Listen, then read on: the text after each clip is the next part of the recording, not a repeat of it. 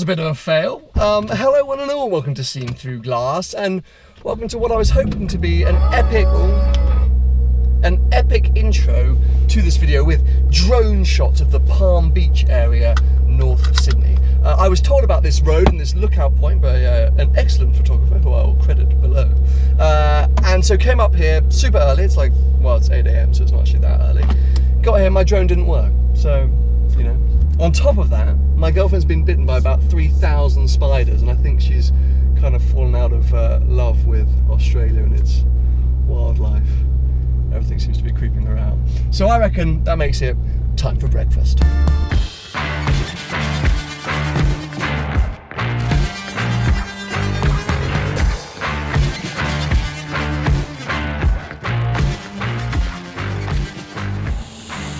Well, this is the waterfront, another tip from our photographer Thomas. I know it's an obvious thing to say, but whenever travelling, try and get tips from locals of where to go and what to see, because we were getting lots of recommendations online for somewhere called the Boathouse, which apparently does do amazing coffee, but is quite pricey and maybe a little bit overrated.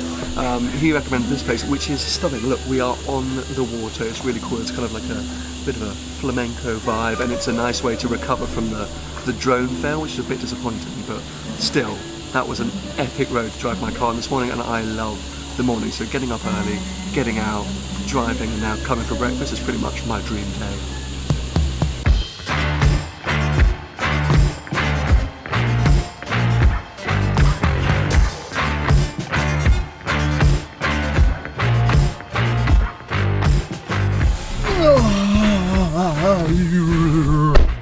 Well, that was delicious. I've even got a takeaway. Yuck. Yum. Anyway, today I'm headed to AutoHaus Hamilton, who are, I believe, well, they're a Porsche specialist, but I get the feeling they might be a bit like a sort of singer of Australia. So I'm not sure. We're going to find out. So I'm going to enjoy my peanut butter toast and make our way there.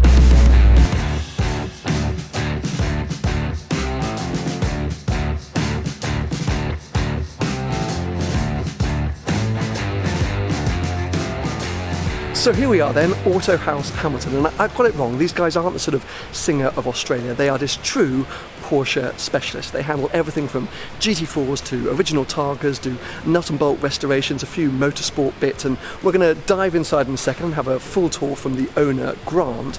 But whilst sort of shops like this might be a dime a dozen in Europe and America, you really don't get many setups like this down here in Australia. And so these guys really are leading the way, and just chatting to them briefly before filming this segment, there's really very little that they don't know about the Porsche cars. So yes, let's dive in, have a tour, see some of the stuff that they're working on at the moment. I think we're also going to go over to the sales room at some point, and then apparently get the chance to take one of their cars out on the road. Let's do this. Grant, thank you so much for having me down here first, but also you're going to give us a tour of this sort of workshop. Yep. So I appreciate that. So we'll kick things off here because I've already been staring at this Targa ever since I walked in. Okay, so basically this is a Euro 27 Carrera Targa. So what really makes this special, and I'll probably quickly show you the engine, it's got a mechanically fuel injected engine. So a lot of countries never got this particular motor in the car, so it's a mechanically fuel injected 2.7. So it's the same as the 2.7 RS in a 73 model, so same engine but G series body. So 210 horse standard. This makes a little bit more because we've done a few little bits and pieces, but it's a really cool car. It was delivered standard with the ducktail and in this colour. So this car is as it was delivered from Porsche. Oh my god, incredible. Yeah, so very limited numbers, but yeah, quite a cool car. Now this is a super interesting car because I actually personally only learned about this a few months ago when I saw one in Portugal. Yep. But this is the sort of the original Carrera GT. It is. It's a 924 Carrera GT. They were basically a hotted up version of a 924 turbo 4-cylinder with an intercooler, body kit, sport seats, a bunch of other things. Obviously made for homologation leading into their Le Mans cars, which were the GTR and the GTS, which are extremely rare and worth ridiculous, obscene amount of money. But and you'd be awesome to own one. But this is one of the original Carrera GT. So Are they good to drive? Are they Look, fun? they are. They're fun. They're Sure. not. You got to. It's one of those cars that you put yourself in the period, and it was an awesome car. But Okay. by today's standards, obviously, there's things around that are heaps quicker and all the rest of it. But Sure. still, it's In its day, it was a it's a goer. good car. Yeah, it's a lot of fun. They're fun to drive. Obviously, the V10 Carrera GT came along, and I think maybe my younger audience will be more familiar Yeah, with that. yeah. So it's quite cool. It's almost like the sort of forgotten original Carrera GT. It is, and a lot of people.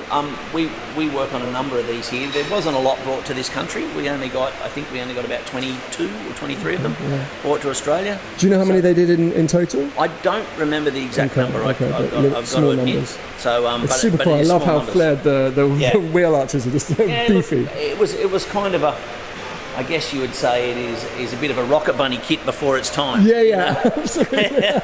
Oh, it looks mega. Yeah. So it's a cool thing, and they were a great car for the day.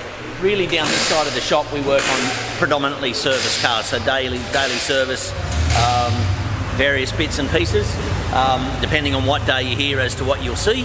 Obviously, we service everything in this shop from 356 all the way through to current 991 stuff. So we've got a very, very, very loud car, which I know I'm going to look at in a second. We'll just pulling go in. through that in a minute. We do a bunch of motorsport stuff with a lot of our customers as well. So we've got GT4s that we're modifying and making better, obviously.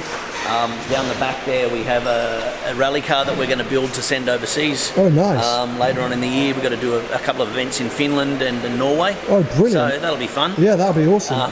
Please put some rally lights on it. I'm obsessed. Yeah. Yep. So over the back, obviously down in the back corner is what we call restoration.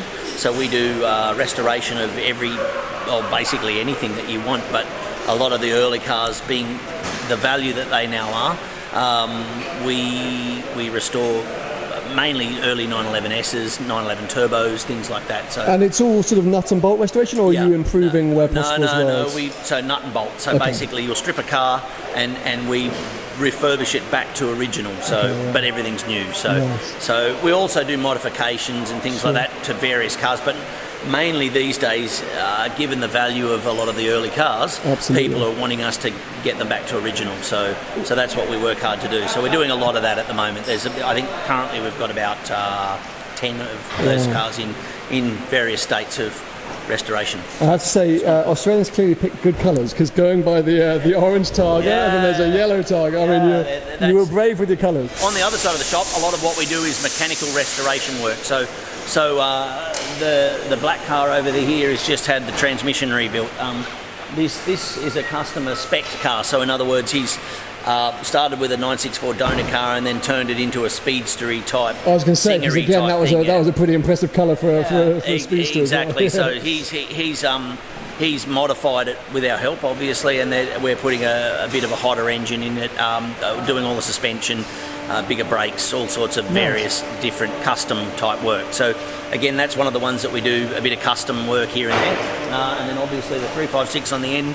The A is we're working on transmission, a bit of engine work, and rear suspension work. So amazing. So you've literally got a bit of everything here. Every day it varies in this place. It really, really does. So it really depends on what day you're here as to what you see. And do you have a personal soft spot? Like, are you a motorsport guy? Look, for many, many years, I've done a lot of motorsport, done a lot of rallying. Hence why the rally car. That's what I co-drive in. So, nice. So if you have a look on YouTube, you'll see a bit of me in some rally cars at various times. Really good mates with Richard Tuthill from the UK, so from Tuthill. So I don't know if you know those guys. Absolutely. We do a bit with them from time to time. So I've done a lot of rallying. So I'm a bit of a motorsport guy. I did 9 years of Carrera Cup, various other things. But I'm Porsche. So it's all one passion, all Porsche. That's our tagline. It's a cult, as I found out. The minute you buy into that badge, unfortunately, I'm sure you're fully aware of how cool they are. So it is for me. For me, it's been my life. So this has been, I guess, what is it now? 32 years of passion. Wow. So, well, it's brilliant to see. Thank you so much for showing me around. As I say, you've got some special stuff in there. Yeah, no worries. And I'm sure everyone watching is going to enjoy it as well. Awesome, and enjoy your trip around the country, man. It's Thanks, buddy. good to have you. I have now snuck around the corner to the sort of sales and storage room. This is a bit of a secret room, so I'm quite lucky to be showing you what's inside, because as you can see behind me, there are some quite incredible things tucked up in here. Of course, naturally, lots of Porsches, but a couple of other things at the back. So anyway, we've got GT3 RSs, new 991.2 GT3, a stunning yellow Carrera T, which is almost an identical spec to the Porsche UK car that I was lent in the UK before Christmas. So quite cool to see that again. It's a manual, so for you Carrera T purists, that's the car that you probably would all prefer to mine. But there's some other real gems in here. Let me spin the camera around and I'll show you what I'm talking about. Here we go. Now this car is a car that I've lusted after for a long time. 996 GT3 RS, often put up against my dream car, the Challenge Stradale. I'm really keen to have a go in one of these because I think it's probably quite a pure experience. So yeah, very cool to see that here with the iconic white and red livery. I'm also loving this yellow GT3 here, 997 Gen 1, Gen 2, Gen 1. I'm getting some help from the guys behind me on that. But yeah, let me just keep coming down. You can see maybe those other cars that I mentioned lurking at the back, but we're going to focus on the Porsches because as you can see, the lineup continues to be amazing. Also, anything with an additional rally light at the front is always going to be a winner. And also, check out the seats in this Targa. So tempted to reupholster the inside of my car at some point. There's that Carrera T I mentioned. We've got a really nice turbo just behind it, some stuff up on the racks. But yeah, very lucky to come and check out this room. Let's head back to the main workshop.